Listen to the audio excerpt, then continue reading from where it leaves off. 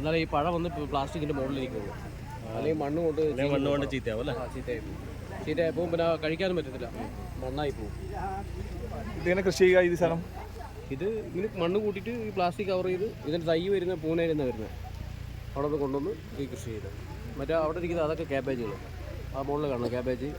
മറ്റേ സൺഫ്ലവറിൻ്റെ പൂവാണ്, മറ്റേ ആ മഞ്ഞപ്പൂവ്.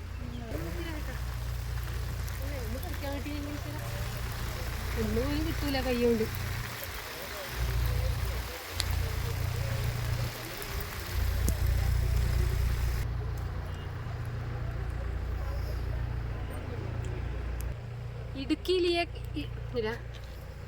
ഇടുക്കിയിലെ കാന്തല്ലൂരിലെ അതിമനോഹരമായ കാഴ്ച സ്ട്രോബെറി തോട്ടം.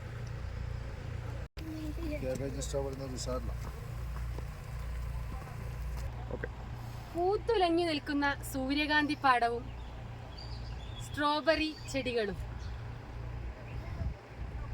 അതുകൂടാതെ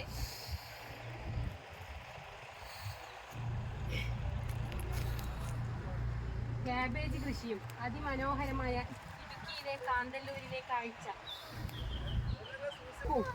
പിറകിൽ പൂത്തുലഞ്ഞു നിൽക്കുന്ന സ്ട്രോബെറി തോട്ടം കാണാൻ എന്തൊരു ഭംഗി. എൻ്റെ ഭാഗത്ത് കോളിഫ്ലവർ